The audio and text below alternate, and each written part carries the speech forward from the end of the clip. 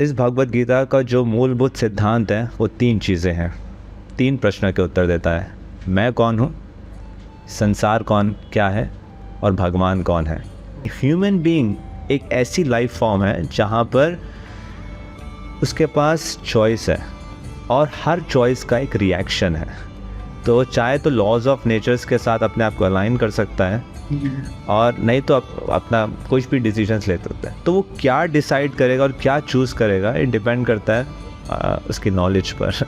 तो सृष्टि 2 प्रकार की होते हैं। एक तो हो गया जिस वर्ल्ड में हम रहते हैं, इसमें आप देखेंगे सारी की सारी चीज़ें पंच महाभूत से बनी हुई हैं। भूमि रपो नल वायु खम मनोबुद्धि रे बचा, चाहे वो भूमि है, अर्थ, वाटर, फायर, एयर, ईथर, है ना, इन सब से ये सृष्टि बनी है। तो भगवद गीता में मुख्य 5 सब्जेक्ट मैटर्स हैं। अगर मैं देखूँ, पहला है जीव यानी लिविंग एंटिटी, दूसरा है ईश्वर यानी भगवान, फिर है प्रकृति, फिर है काल यानी टाइम, और 5वां है कर्म। तो ये 5 विषयों का डिस्कशन भगवद गीता में किया गया है। आज के हमारे इस पॉडकास्ट में बहुत ही खास मेहमान हैं श्री प्रेम अंजना दास जी, जो कि आइस्कॉन टेम्पल के पुजारी हैं और बहुत ही सिंसियर, बहुत ही नॉलेजेबल एंड बहुत ही बहुत ही डाउन टू अर्थ पर्सन है। इनके बारे में आपको मैं कुछ बताना चाहूँगा। बेसिकली इन्होंने अपनी graduation Netaji Subhash institute for technology से करी है। वहाँ से एथिकल इंजीनियर इन्होंने प्रोग्रामिंग सीखी है। बट पिछले 15 सालों से ये टोटली आइस्कॉन टेम्पल में शिफ्ट हो गए हैं अपने इंटरेस्ट बेसिस पे, और इन्होंने डीपली रिसर्च करी है भगवद गीता के लिए और भगवान कृष्ण के बारे में। और अक्रॉस दी वर्ल्ड पिछले 15 सालों से जहाँ जहाँ ये ट्रैवल कर रहे हैं, भगवद गीता की नॉलेज, उनकी रिसर्च, उन्होंने जितना और किया है, जितना चीज़ें सीखी हैं भगवद गीता के बारे में, वो लोगों को बताया है। और मैं दावे से कह सकता हूँ इस पॉडकास्ट के अंदर आपको बहुत कुछ सीखने को मिलेगा इनसे, इनकी जर्नी, भगवान कृष्ण की जर्नी, भगवद गीता, और बहुत ऐसे पॉइंट हैं जो शायद आपने भगवद गीता के बारे में ना सुना हो, जो आपको श्री प्रेम अंजना दास जी से सुनने को मिलेंगे। तो मैं आपसे यही कहूँगा, इस पॉडकास्ट को पूरा देखें, अच्छे से सुने, और अगर आपको इससे कुछ सीखने को मिलता है तो इस पॉडकास्ट को शेयर भी करें। मिलते हैं आपको पॉडकास्ट में।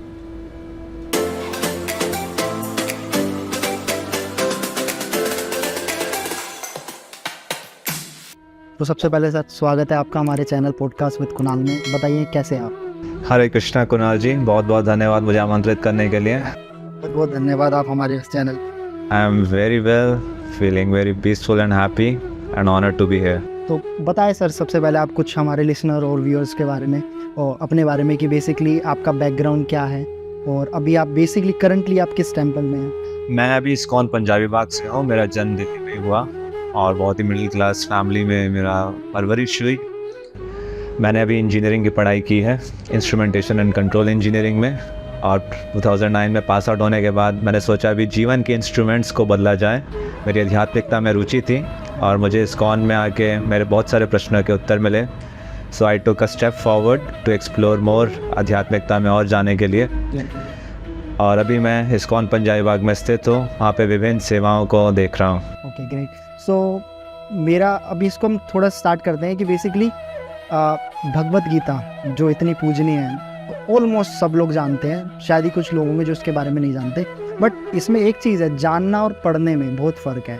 तो मैं ये जो क्वेश्चंस आपसे करने जा रहा हूँ ये मेरे भी हैं इसमें, और कुछ लोगों के मन में भी आते होंगे। तो बेसिकली भगवद गीता क्या है और हमें इसे क्यों पढ़ना चाहिए? ये बहुत ही अच्छा प्रश्न है कि भगवद गीता क्या है। भगवद गीता का मतलब है भगवद गीता यानी भगवान द्वारा जो संदेश दिया गया। ये कुरुक्षेत्र युद्ध भूमि पर जब 5000 वर्ष पूर्व महाभारत का युद्ध हुआ था, तो भगवान श्री कृष्ण ने अर्जुन को ये संदेश दिया। इस भगवद गीता का जो मूलभूत सिद्धांत है वो 3 चीज़ें हैं। 3 प्रश्नों के उत्तर देता है। मैं कौन हूँ, संसार कौन क्या है और भगवान कौन है। और इन्हीं का इंटरैक्शन कि मेरा भगवान से क्या संबंध है, मेरा संसार से क्या संबंध है और भगवान का इस संसार से क्या संबंध है।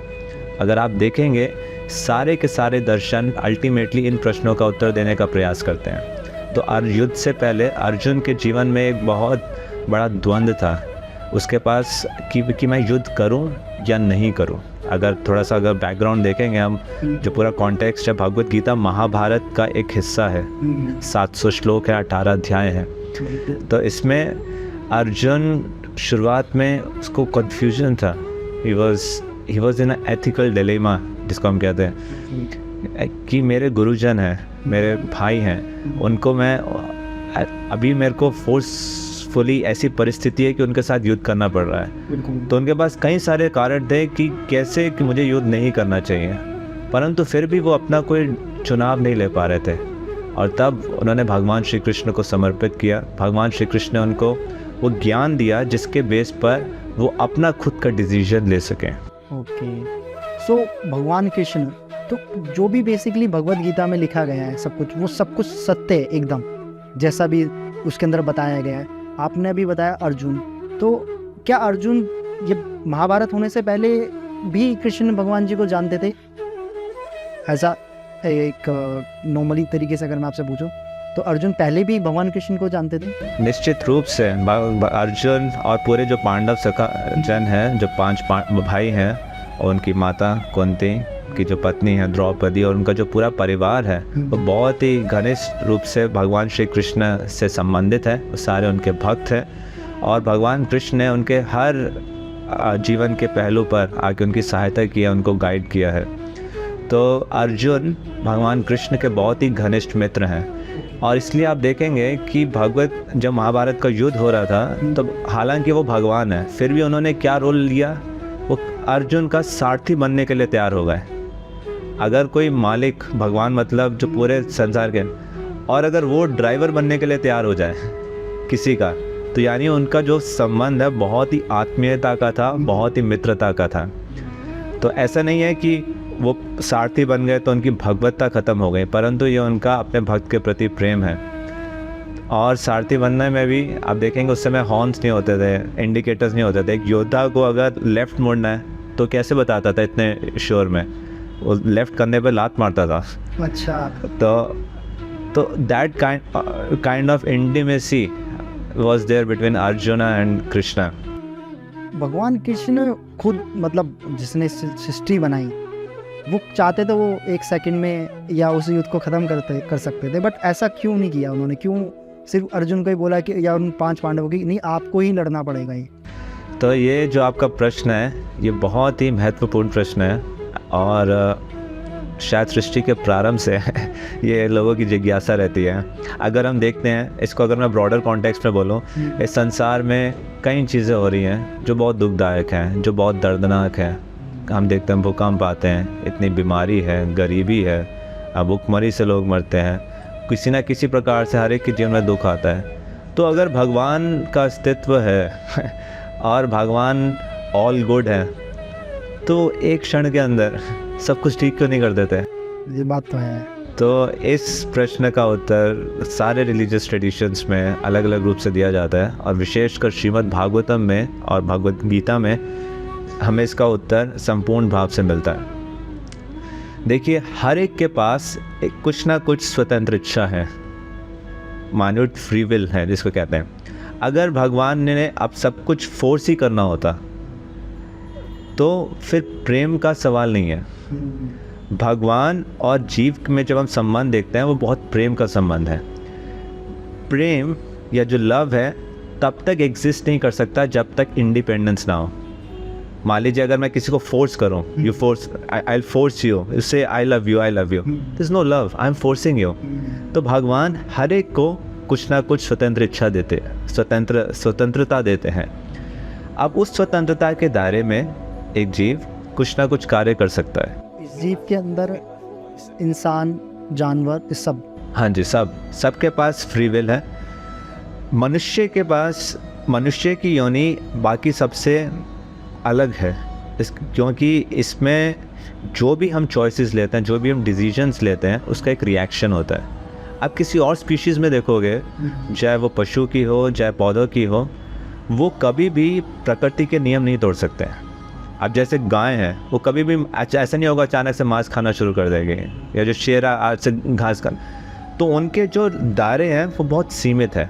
परंतु मनुष्य, ह्यूमन बीइंग, एक ऐसी लाइफ फॉर्म है जहाँ पर उसके पास चॉइस है और हर चॉइस का एक रिएक्शन है।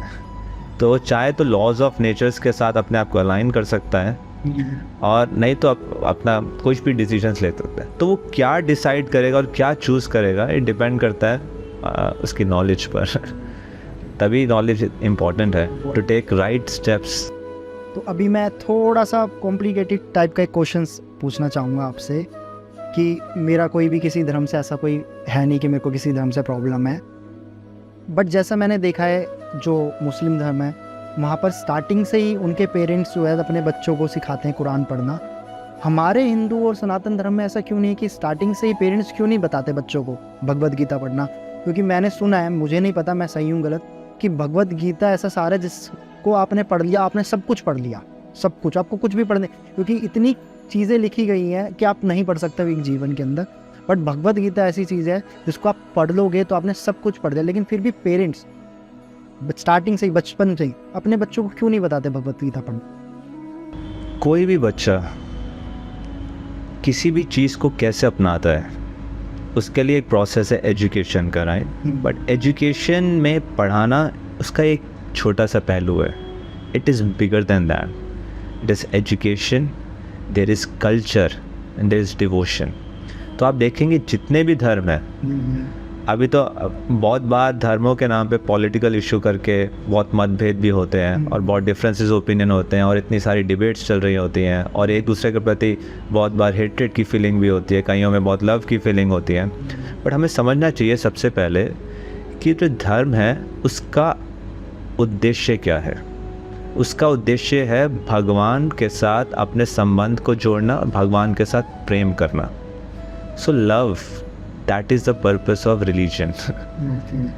If by following any religion I'm developing love to God and love means service and I'm able to serve God, then it's welcome.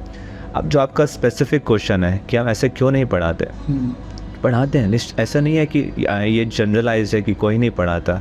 निश्चित रूप से हर कोई माता पिता चाहता है अपने बच्चों का सबसे अच्छे रूप से उनकी अपब्रिंगिंग हो, उनको अच्छे संस्कार देना चाहता है। परंतु आज के समय में हम देखते हैं क्या है, बताते हैं कि नास्तिकवाद का सबसे बड़ा कारण क्या है। जब कोई धार्मिक गुरु या जो अपने आप को धार्मिक के फॉलोअर्स कहते हैं, जब उनके चरित्र में दोगलापन होता है, जब धोखा होता है, तो लोगों का विश्वास धार्मिकता से बहुत ख़त्म हो जाता है। तो हमें समाज में हमें इस समय चाहिए सही उदाहरण जो वास्तविकता में धर्म के सिद्धांत को समझते हो, जो धर्म में दिए गए एक धार्मिक व्यक्ति के गुण बताए गए हैं उन गुणों को अपने जीवन में प्रकाशित करते हैं। जब ऐसे कोई व्यक्ति होगा तब लोगों की श्रद्धा बढ़ती है, तब लोगों का फेथ बढ़ता है। अदरवाइज इट्स वेरी, बहुत लोगों का फेथ शैटर भी होता है। तो yes, I fully agree and fully support, बचपन से होना चाहिए। साथ ही साथ एक ऐसा प्रणाली होना चाहिए, एजुकेशन सिस्टम होना चाहिए कि फॉर्मली ये एजुकेशन दी जाए, सिर्फ भावुकता के स्तर पे नहीं, सिर्फ ब्लाइंडली फैनेटिसिज्म के स्तर पे नहीं, उसके फिलॉसफी के आधार पर, साइंटिफिक के बेसिस के आधार पर। तो ऐसे सिस्टम्स बनाने चाहिए। ये सिस्टम्स कुछ भी पढ़ाने के लिए क्या सबसे पहली आवश्यकता क्या होती है? टीचर्स की। तो वैसे टीचर्स और ये जो विषय है इसमें ऐसा नहीं कि सिर्फ आपने थ्योरेटिकल ज्ञान दे दिया, थ्योरेटिकल भी इम्पॉर्टेंट है, इससे ज़्यादा इम्पॉर्टेंट है प्रैक्टिकल रोल मॉडल करना। तो ऐसे उदाहरण जो जिनका चरित्र पूर्ण रूप से शुद्ध हो, वो किसी भी पापमय कार्य में नहीं जुड़े हों। इसलिए आप देखेंगे इस्कॉन में कोई भी जुड़ता है, सबसे पहले चरित्र निर्माण के लिए उसको कहते हैं आपको 4 नियम पालन करने हैं। इसमें सबसे पहला है नो इलिसिट सेक्स, यानी no sex outside marriage, no gambling, no intoxication and no meat eating. ये 4 स्तंभों पर आधार है, जो धर्म के 4 स्तंभ हैं, तपस्या, सत्यता, शौचम, है ना, और करुणा। बेसिकली जो भी इस 4 चीज़ को अपनाता है या अपना सकता है वही इस कम्युनिटी के अंदर आ सकता है। सबके लिए खुला है, परंतु आप तो देख, जो एक मंदिर है उसका प्राइम पर्पस है education. Temple is a place of education, spiritual education.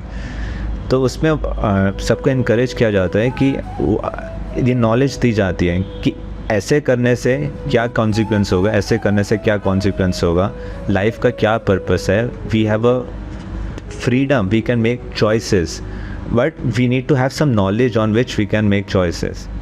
तो सबको प्रेरित किया जाता है, बताया जाता है कि अगर आपने आध्यात्मिकता को समझना है तो सबसे पहले आपको पापमय जीवन को छोड़ना पड़ेगा.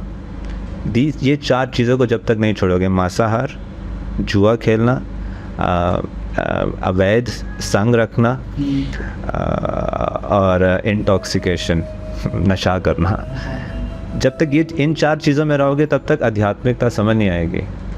क्योंकि आध्यात्मिकता शुरुआत कहाँ से होती है? अभी तो हम सकते हैं बॉडी से ऊपर है माइंड से ऊपर है इंटेलिजेंस से ऊपर है ईगो से ऊपर है सोल, आत्मा. अब बात कर रहे हैं आत्मा की, बट वो कितना सूक्ष्म वो है. आत्मा बेसिकली क्या है? हमने तो अभी तक सुना है कि एक तरह की फीलिंग, या बेसिकली किसी ने देखी नहीं आज तक, शायद महसूस भी नहीं की हो. हमारे अंदर हम जो बात कर रहे हैं शायद उसी वे से हो. तो इसमें आप हमें कुछ बता सकते हैं कि बेसिकली आत्मा है क्या? तो जैसे मैंने बताया, भगवद गीता का सबसे पहला जो प्रश्न को उत्तर देती है वो है हु एम आई, मैं कौन हूँ. सिर्फ इस क्वेश्चन, आप सोचिए कोई एजुकेशन सिस्टम होगा, अगर हम इफ़ एनीवन सेज कि मैं 12 साल पढ़ाई किया, 20 साल पढ़ाई किया, उसको at least that person should be able to answer this question, who am I. So तो मैं कौन हूँ, अगर आप इसको गंभीरता से विचार करें, और निश्चित रूप से हर कोई के माइंड में ये कभी ना कभी ये प्रश्न आता है कि मैं कौन हूँ, भाई मैं इस जीवन क्या करने आया हूँ, मेरे को कहाँ जाना. But it starts with who am I. तो इसका आंसर भगवद गीता की शुरुआत, तो जब भगवान कृष्ण संदेश देना स्टार्ट करते हैं तो इस टीचिंग से करते हैं. देहिनोऽस्मिन् यथा देहे कौमारम यौवनम जरा तथा देहांतर प्राप्तेर धीरस्तत्रा न मुह्यति. तो बताते हैं देहिनो कि एक है देह मतलब शरीर. तो 2 प्रकार के शरीर होते हैं. एक है स्थूल शरीर, जैसे बोलते देहांत, जब मृत्यु के समय जला दिया देह. इससे ऊपर होता है सूक्ष्म शरीर. सूक्ष्म शरीर मतलब जिसको हम अब अपने आँखों से देख नहीं सकते हैं, जो है मन, बुद्धि, अहंकार. अब सबके पास माइंड है, इंटेलिजेंस है, बट देख नहीं सकते. That is subtle body soul. तो स्थूल शरीर, सूक्ष्म शरीर, इससे ऊपर होता है आत्मा. तो मेरी वास्तविक पहचान है मैं आत्मा हूँ. ऐसा नहीं है कि मैं शरीर हूँ और मेरे में आत्मा है, उल्टा है, मैं आत्मा हूँ और मेरे पास शरीर है. तो ये शरीर हमें लगता है बोल रहे हैं, सुन रहे हैं, ये एक्टिव लगता है, बट ये एक्टिव सिर्फ इसलिए है क्योंकि इसके अंदर आत्मा है. जैसे ही आत्मा शरीर छोड़ के चली जाती है, वी से द बॉडी इज डेड. तो आत्मा हमेशा, जैसे हमारी बॉडी मरती है, एक दिन सबको जाना है, मृत्यु होती है, तो आत्मा की भी मृत्यु होती है या वो अमर है? आत्मा है सच्चित और आनंद. भगवान है सच्चित और आनंद, और आत्मा क्योंकि भगवान का अंश है तो इस गुणात्मक रूप से वो भी सच्चित और आनंद है. सत मतलब शाश्वत, लाइफ इज़ इटर्नल. अब सोचो, ये रेवोल्यूशन ही अपने आप में ट्रांसफॉर्मिंग हो सकता है. आई डो नॉट डाई है. तो जब किसी की डेथ होती है तो स्थूल शरीर तो मर जाता है, परंतु सूक्ष्म शरीर आत्मा को लेके एक अन्य शरीर में जाता है. तो कोई भी बुद्धिमान व्यक्ति होगा, वो पूछेगा कि 50 साल बाद मैं कहाँ पे होऊंगा, 100 साल बाद मैं कहाँ पे होऊंगा, वेयर एम आई. अभी लोग रिटायरमेंट प्लान्स बनाते हैं, फ्यूचर के प्लान्स बनाते हैं. So why not after future plans plus 20 years, 30 years. So I am preparing a next body based upon my actions in this present life.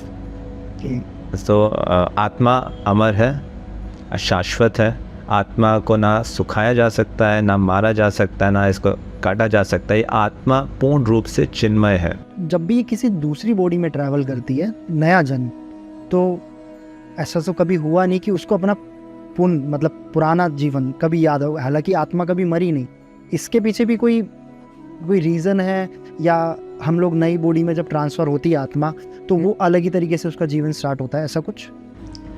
तो इसमें कुछ केसेस हैं कुछ स्पेशल एक्सेप्शनल केसेस होते हैं कि जिसमें व्यक्तियों को लास्ट लाइफ याद रहती है, और ये साइंटिफिकली डॉक्यूमेंटेड फैक्ट्स हैं कि एक बार एक छोटी बच्ची को अपना पुराना जीवन याद था, तो सब पहले तो माता पिता ने सीरियसली नहीं लिया, बट जो उसने सारी एक एक डिटेल बताई कि मैं इस परिवार में ये थी, यहाँ पे इस कमरे में ये, अलमीरा में ये है, तो एक कोर्ट ने स्पेसिफिकली साइंटिस्ट को, लॉयर्स को, पुलिस को, एक पूरी कमेटी बना के रिसर्च के लिए दोज आर ऑल साइंटिफिक, ऐसे एक नहीं, hundreds and hundreds of case studies are like.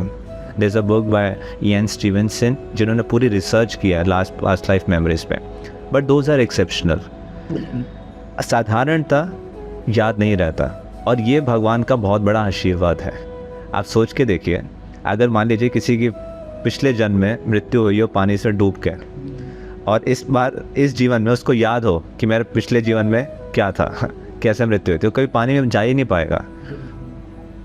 पिछले जन्म का अगर हमें याद रहे तो पिछले जन्म में जितने भी मेमोरीज हैं वो इस जन्म में इतनी हॉन्ट करेंगी कि मैं इस जन्म को नॉर्मल व्यक्ति की तरह जी नहीं पाऊँगा। तो ये बहुत बड़ी अनुकंपा है कि हमें पिछला जन्म याद नहीं रहता है, वी स्टार्ट फ्रेश, बट वो संस्कार सूक्ष्म शरीर में स्टोर रहते हैं। आप देखें कभी सपने में कुछ भी हम देख लेते हैं, कुछ भी देख लेते हैं, तो वो कैसे होता है? ये उसी से आधारित है, क्योंकि मन के अंदर संस्कार वो हैं, सूक्ष्म शरीर के अंदर वो संस्कार स्टोर रहते हैं। ये उसी से आधारित है, उसी से जुड़ा हुआ है, कहीं ना कहीं कनेक्टेड होता है डेफिनेटली। मन सूक्ष्म शरीर पे जैसे संस्कार होते हैं वैसे स्वप्न भी आते हैं। तो अभी वापस से आते हैं एक बार भगवद गीता में, कृष्ण भगवान कौन है? मतलब हमने उनके बारे में जितना सुना, उनको देखा, मतलब एज आ फोटोज़ में, वीडियोज़ में, नॉट रियली, तो उनकी एक छवि बहुत सुंदर तक, इतने सुंदर, मतलब हर कोई इन पे मतलब इतना पसंद करता है, उनको बहुत मानते हैं। वो चाहे बड़े लोग हों चाहे छोटे लोग हों, हर क्लास, हर एज के लोग उन्हें बहुत पसंद करते हैं। तो कृष्ण भगवान बेसिकली है कौन? तो कृष्ण भगवान कौन है ये कौन बताएगा? या भगवान कृष्ण बताएंगे, या जो शास्त्र हैं वो बताएंगे, या गुरुजन बताएंगे, या साधुगण बताएंगे, या जो उनके भक्त है, जो उनको आत्मीयता से जानते हैं वो बताएंगे। तो एक एक करके चलते हैं। सबसे पहले भगवान कृष्ण खुद कहते हैं अहम सर्वस्व प्रभवो मत्ता सर्वम प्रवर्तते, भगवद गीता में कहते हैं कि हर चीज़ मेरे से प्रकट हुई है, कि मत्ता परतरम नान्यत् किंचित अस्ति धनंजय, मेरे से ऊपर कोई नहीं है। वो अपने आप परम पुरुषोत्तम भगवान के रूप में अपने आप की घोषणा कर। शास्त्र क्या कहते हैं? एता चंसा कला कृष्ण, एता चंसा कला पुंसा कृष्णस्तु भगवान स्वयं। भागवतम कहता है कृष्णस्तु भगवान स्वयं, कि कृष्ण परम पुरुषोत्तम भगवान है। ब्रह्मा जी कहते हैं ईश्वरा परमः कृष्ण सच्चिदानंद विग्रह अनादिरादिर गोविंदा सर्व कारण कारणम, कि ईश्वरा परमः, जो परम ईश्वर है कौन है? कृष्ण सच्चिदानंद विग्रह। ऐसा नहीं है कि सिर्फ भगवान निराकार है, कोई ज्योति है, वो उनका एक छोटा सा एस्पेक्ट है, परंतु भगवान अपने पूर्ण स्वरूप में एक व्यक्ति हैं। विग्रह मतलब व्यक्ति, परंतु साधारण शरीर नहीं, सच्चिदानंद विग्रह। अनादिर आदिर गोविंद, अनादि आदिर गोविंद, उनका नाम गोविंद। सर्व कारण कारणम, सभी कारणों के कारण है ना। तो जन्माद्यस्य यतो अन्व्याद इतरतश्चार्थेष्वभिज्ञा स्वराट, इस संसार में जिस चीज़ का भी उद्गम हुआ है जन्माद्यस्य, तो उनके जो मूलभूत स्तोत्र हैं वो भगवान श्री कृष्ण हैं। तो भगवान अगर पूछे कौन है, तो परम पुरुषोत्तम भगवान श्री कृष्ण है। कृष्ण का अर्थ क्या होता है? कृष्ण का अर्थ है जो सबको आकर्षित करता है। हाँ, तो किस से हम आकर्षित होते हैं? या तो वेल्थ से, ब्यूटी से, नॉलेज से, पावर से, या फेम से, या रेनन्सिएशन से, वैराग्य से। अगर आप कोई भी ले लो, इसके इन 6 प्रिंसिपल्स के आउटसाइड कोई आकर्षण का प्रिंसिपल नहीं है। अगर मैं किसी से भी अट्रैक्ट हूँ, इन 6 में से कोई ना कोई चीज़ होगी।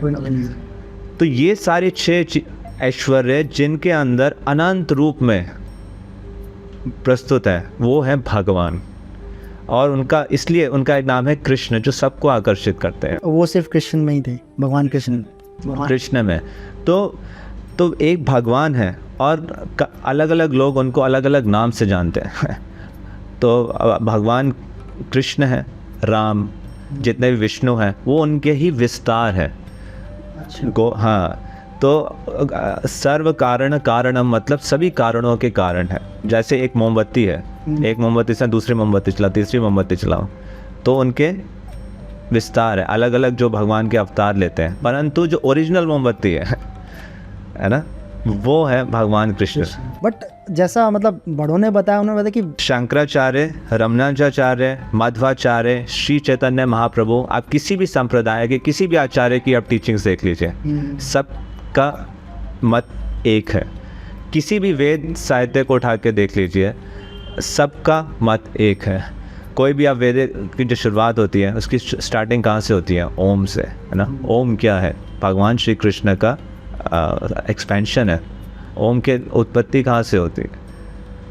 तो भगवान श्री कृष्ण का जो इम्पर्सनल मैनिफेस्टेशन है वो उसको ओम कहते हैं। और सब वेदेश्च सर्वैर अहम एव वेद्या, दाते वेदेश्च सर्वैर, जो सारे वेदों के द्वारा अहम एव वेद्या, मैं जानने योग्य हूँ, भगवान श्री कृष्ण भगवद गीता में बता रहे हैं।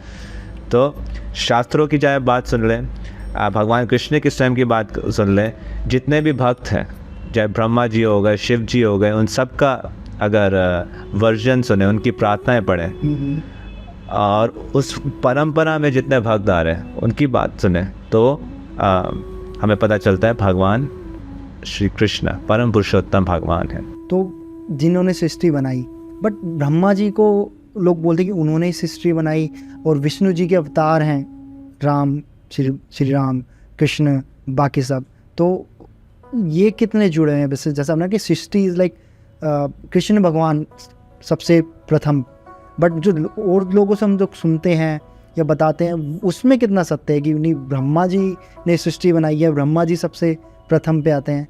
तो ये बहुत ही आपका अच्छा प्रश्न है, और इसको डिटेल में विवरण है इसका श्रीमद् भागवतम में। तो सृष्टि दो प्रकार की होती है, एक होता है प्राइमरी क्रिएटर और एक होता है सेकेंडरी क्रिएटर। तो बताते हैं ब्रह्मा जी की उत्पत्ति कैसे हुई। ब्रह्मा जी की उत्पत्ति कैसे हुई? जब विष्णु जी के आप से कमल का पुष्प हुआ और उसके ऊपर ब्रह्मा जी की उत्पत्ति हुई। ऐसा नहीं है कि भगवान विष्णु को लक्ष्मी जी का संग करना पड़ा, वो स्वयं इतने कॉम्पिटेंट है प्रोड्यूस करने में। तो जब ब्रह्मा जी ने तपस्या कर कर उनको दिव्य ज्ञान प्राप्त हुआ विष्णु जी से, और ये जिम्मेदारी सौंपी गई इस भौतिक सृष्टि की रचना करने के, तो उनको जिसमें हम रह रहे हैं। तो सृष्टि दो प्रकार की होते हैं। एक तो हो गया जिस वर्ल्ड में हम रहते हैं, इसमें आप देखेंगे सारी की सारी चीज़ें पंच महाभूत से बनी हुई हैं। भूमि रपो नल वायु खम मनोबुद्धि रे वचा, चाहे वो भूमि है, अर्थ, वाटर, फायर, एयर, ईथर, है ना, इन सब से ये सृष्टि बनी है, इन सब के कॉम्बिनेशन से, तीन गुणों से और काल के प्रभाव। परंतु ये सृष्टि इटर्नल नहीं है। ये सृष्टि का प्रलय होता है और इसकी सृष्टि उत्पन्न होती है। परंतु इस सृष्टि और मेंटेनेंस और प्रलय से परे एक ऐसा जगत है, आध्यात्मिक जगत, जो कभी विनाश नहीं होता। इस पृथ्वी से बाहर, ये तो पृथ्वी तो एक लोक है। हाँ। पृथ्वी ऐसे असंख्य लोक हैं इस सृष्टि में, इस यूनिवर्स में। ये पूरे की पूरी जो यूनिवर्स है, ऐसे असंख्य ब्रह्मांड है। हाँ, और उन असंख्य ब्रह्मांड के परे एक ऐसा जगत है जो आध्यात्मिक जगत है। वहाँ पे हर चीज़ चिन्मय है, और उसका डिटेल डिस्क्रिप्शन शास्त्रों में हमें प्राप्त होता है, भगवद गीता में प्राप्त होता है। तो भगवान भगवद गीता में कहते हैं कि ये सृष्टि का जब संहार होता है तो मेरा जो धाम है वो कभी उसका संहार नहीं होता, वो शाश्वत रूप से रहता है। और वो ना उसमें सूरज की आवश्यकता है, ना चंद्रमा की आवश्यकता है, वो सेल्फ इल्यूमिनेटेड है, खुद स्वयं सूर्तिमान दीप्तिमान है। और एक बार कोई व्यक्ति मेरे धाम में आता है तो वो वापस नहीं आता। उनकी रचना श्री कृष्ण ने करी है बेसिकली। हाँ, तो जो भी कोई चीज़ इटर्नल है, ऐसा नहीं कि उसकी रचना हुई है, वो शाश्वत है।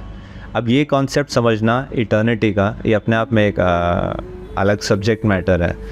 बट वो कोई भी चीज़ इस संसार में आप देखेंगे, everything is controlled by time, काल के द्वारा नियंत्रित होती है।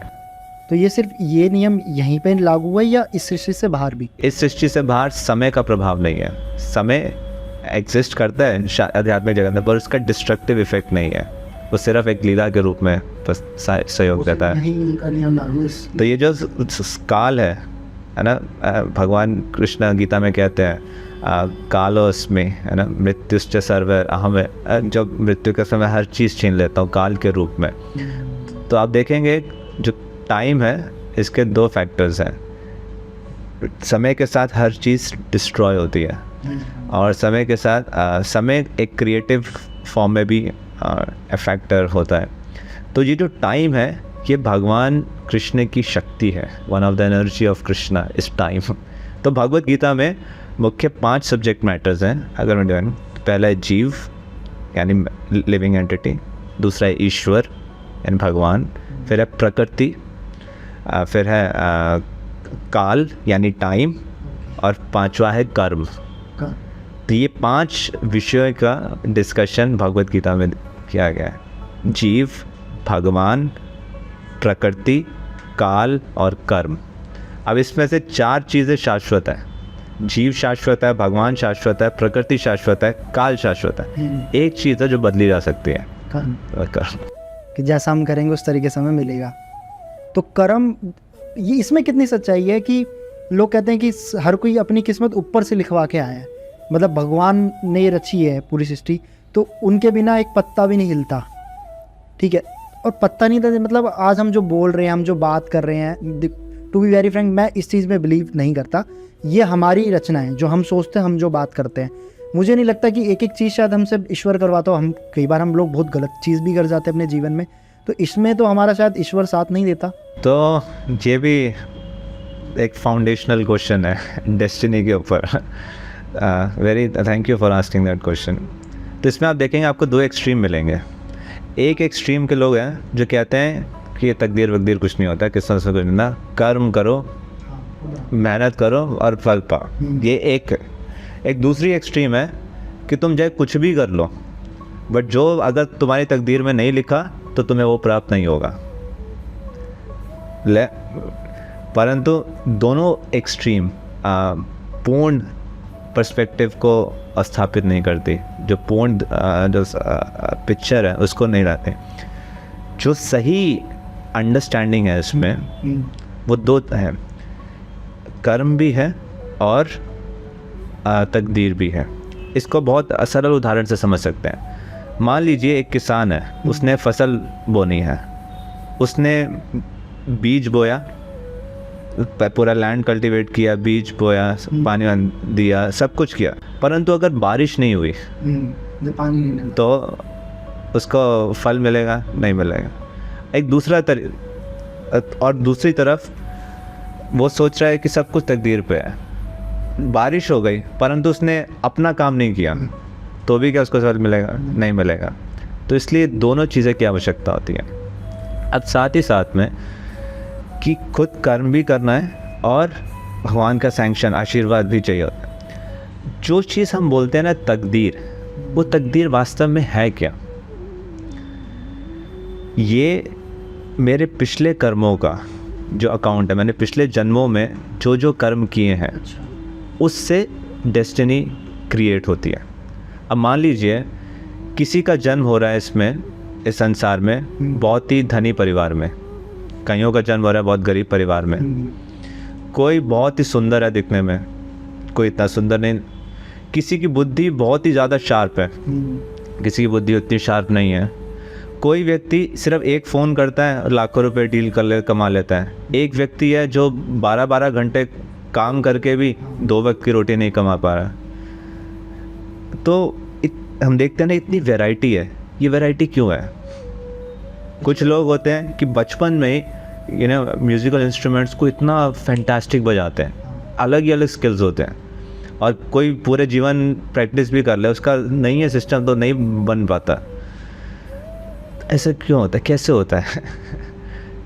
तो अगर कोई माने कि नहीं मैं पुनर्जन्म में विश्वास नहीं करता, प्रीवियस लाइफ सिर्फ यही जीवन है जो है, मैं बाकी सब, तो फिर आप कैसे एक्सप्लेन करोगे इस इनइक्वालिटी को? क्यों किसी का जन्म ऐसे हो रहा है और किसी का जन्म यहाँ पे हो रहा है? ये सब क्योंकि प्रीवियस लाइफ में जो कर्म है उसके आधार पर होता है। अब जो मैंने पिछले जन्म में कर्म किए, उस कर्मों के आधार पर मेरी लाइफ में एक पर्टिकुलर सिचुएशन होगी, परंतु उस सिचुएशन में मैं कैसे रिएक्ट करूँगा कि मेरे पास स्वतंत्रता है और उससे मेरा एक भविष्य बनेगा। ओके, ये हमारे पर डिपेंड करता है कि मैंने उस पर कैसा रिएक्ट किया और अपना फ्यूचर कैसे उस तरीके से बनाया, डेवलप किया उस बिहाफ पे। हाँ, तो जो भी मेरी लाइफ में अभी सिचुएशन है, ठीक है, मेरा इसमें रोल है। ऐसा नहीं कि रैंडमली आ गई कि भगवान ने ज़बरदस्ती पनिशमेंट के रूप में दे दी। वो मेरे कर्मों के अनुसार ये मेरे लाइफ में एक परिस्थिति आई है। अब मेरे पास चॉइस है, या तो मैं तकदीर वकदीर बोल के या अपने आप को कोस के या किसी दूसरे को ब्लेम करके मैं बस बैठा रहूं एज ए विक्टिम। ये एक पॉसिबिलिटी है। दूसरी पॉसिबिलिटी है I accept the realities of my life and I do what am I suppose to do, then that creates a different future. तो आप किसी एरोप्लेन में बैठे हैं, यहाँ से दिल्ली से मुंबई फ़्लाइट है, तो अब वो एरोप्लेन मुंबई में ही जाएगा। दिल्ली से स्टार्ट हुआ है तो इतनी जर्नी फिक्स्ड है, राइट? बट उस फ्लाइट के दौरान मैं क्या कर रहा हूँ वो मेरा फ्यूचर डिसाइड कर सकता है। किसी पैसेंजर से मैंने लड़ाई कर ली, मुंबई के बाद मेरा डेस्टिनेशन होगा जेल। किसी बिजनेसमैन के साथ बैठा, उससे मेरी डील कर ली, उसका डेस्टिनेशन होगा उसके ऑफिस में जाके एक अलग हो।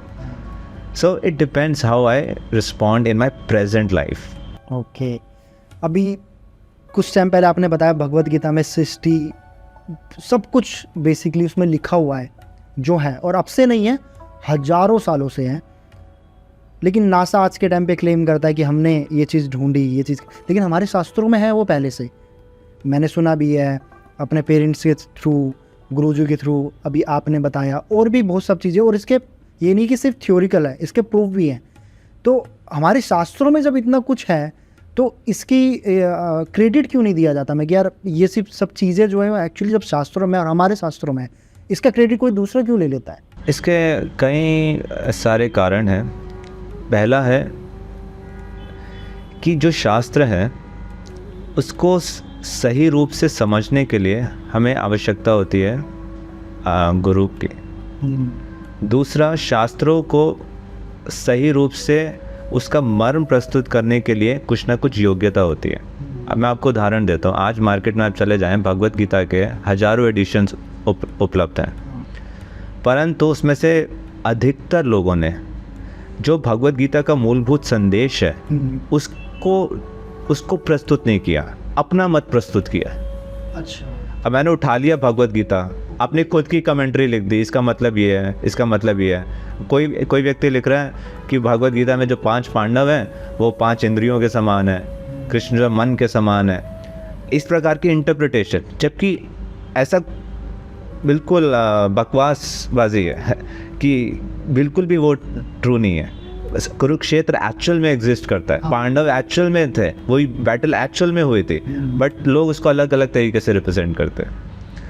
तो जो ये इंटरप्रिटेशन है और नॉन बोनाफाइड जिसको बोलते हैं, जिसके पास योग्यता नहीं है शास्त्रों पे टीका देने की, वो जब सारे लोग लिखते हैं और वही मार्केट लोगों को लगता है मैं भगवत गीता पढ़ रहा हूँ, बट वो एक्चुअल में वो किसी और के थॉट्स पढ़ रहे हैं, आप भगवत गीता नहीं पढ़ रहे हैं। तो वो हमें कहाँ से, अगर कोई पढ़ना चाहता है बेसिकली भगवत गीता को, तो वो कैसे डिसाइड करे? क्योंकि जैसे मैं हूँ, मेरे को इसमें नॉलेज नहीं है, तो मेरे लिए तो हर चीज़ समान ही है भगवत गीता। तो इसलिए एक बेसिक नॉलेज होना बहुत आवश्यक है। मान लीजिए किसी को सोना खरीदना है, उसको पता ही नहीं सोना कहाँ मिलता है, कैसे मिलता है। अब किराने की दुकान पे कोई जाएगा, कहेगा मेरे को सोना दे दो, तो उसको लगेगा कि हाँ आ गया ग्राहक, उसको कुछ ना कुछ ठग के दे भी देगा, पैसे भी ले लेगा। तो एटलीस्ट बेसिक चीज़ पता होनी चाहिए कि सोना मिलता कहाँ से है। ऐसा नहीं कि हर जगह वो करें। दूसरा, इसके लिए आप देखेंगे 4 संप्रदाय हैं, वैष्णव संप्रदाय, जो शास्त्रों में प्रमाणित है। इस संप्रदाय के अंतर्गत परंपराएं चल रही हैं सृष्टि के प्रारंभ से। तो जो भी परंपरा है, जैसे अगर मैं किसी संप्रदाय की परंपरा में मैं कोई शिष्य हूँ, तो जो मेरे गुरु हैं तो वो शिष्य होंगे अपने गुरु के, वो शिष्य होंगे अपने गुरु के। तो ये जो परंपरा है ये चल जाएगी भगवान कृष्ण तक। तो एक तो ये परंपरा सिस्टम होना चाहिए।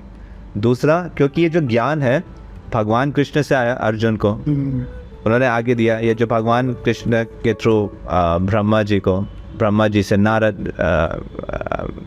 से नारद जी को, नारद जी से व्यास देव जी को, इस तरह से जो परंपरा चलती आ रही है, तो उस परंपरा के माध्यम से जाएंगे तो सही रूप से समझ सकते हैं। तो आज के समय में एटलीस्ट इस्कॉन में जो इस्कॉन के संस्थापक आचार्य हैं, his divine grace A C Bhaktivedanta Swami Srila Prabhupada, तो उन्होंने भगवत गीता की जो कमेंट्री लिखी है, तो आप देखें उन्होंने भगवत गीता का टाइटल ये दिया, भगवत गीता यथारूप, Bhagavad Gita as it is, जिसमें उन्होंने अपना कोई भी मत प्रस्तुत नहीं किया, जो एग्जैक्ट मैसेज है एज इट इज़ प्रेजेंट किया। और आप देखोगे क्योंकि उन्होंने एज इट इज़ प्रेजेंट किया, तो ये भगवत गीता का क्या इफ़ेक्ट हुआ। जब प्रभुपाद अमेरिका गए, उनके गुरु ने आदेश दिया कि भगवत गीता का संदेश आप पाश्चात्य देश पर ले जाओ, तो वहाँ पे अमेरिका में जाके उन्होंने कुछ भी कॉम्प्रोमाइज़ नहीं किया। उन्होंने तो कृष्ण राम कुछ भी नहीं सुना था, भगवत गीता तो कुछ भी नहीं सुना था, उन्होंने एज इट इज़ प्रेजेंट किया मैसेज को। और वो लोग कृष्ण भक्ति से जुड़े, ना सिर्फ अमेरिकन्स, जर्मन्स, रशियंस, अफ्रीका, हर कॉन्टिनेंट में मोर देन 170 कंट्रीज़। अब ऐसे ऐसे बैकग्राउंड के लोग जिनके आध्यात्मिकता में कोई परिचय नहीं है, वो कैसे कृष्ण भक्ति कर सकता है। इससे पता चलता है कि जो भगवत गीता का संदेश है ये सिर्फ शरीर के डिफ्रेंशिएशन के लिए नहीं है, आत्मा के लिए। डोंट वरी, ये अभी हम पोस्टकास्ट अपना ख़त्म नहीं कर रहे। हाँ, इसका टाइम थोड़ा शॉर्टेज था, बट मैंने रिक्वेस्ट करी और बोला उनको कि यार ये पॉडकास्ट को कंप्लीट करते हैं और पूरा और आगे तक लेके जाते हैं। इसका सेकंड पार्ट मैं बहुत जल्दी रिलीज़ करने वाले हैं, आप उसको ज़रूर देखना।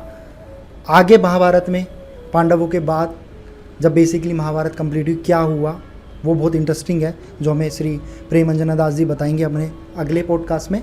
तो बने रहिए अगले नेक्स्ट पॉडकास्ट तक। आशा करता हूँ आपको हमारा पॉडकास्ट अच्छा लगा हो।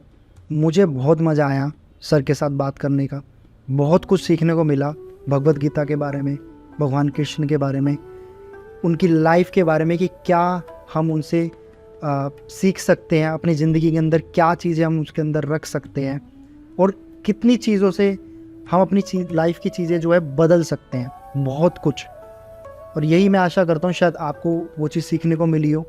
अगर आपको ये वीडियो पसंद आती है तो प्लीज़ इस वीडियो को जिनको आप चाहें शेयर करना, फैमिली, फ्रेंड्स, कलीग्स, जिनको भी शेयर करें, ताकि उनकी लाइफ में भी कुछ इम्पैक्ट आ सके। मुझे बहुत कुछ सीखने को मिला। बाकी आपको जैसा फील होता है आप प्लीज़ मुझे इस कमेंट बॉक्स में ज़रूर बताना, और ऐसे ही सब्जेक्ट पे, ऐसे ही टॉपिक्स पे हम आगे वीडियो आपको लेकर आते रहेंगे, और ऐसे ही आप हमें सपोर्ट करते रहें। नमस्कार।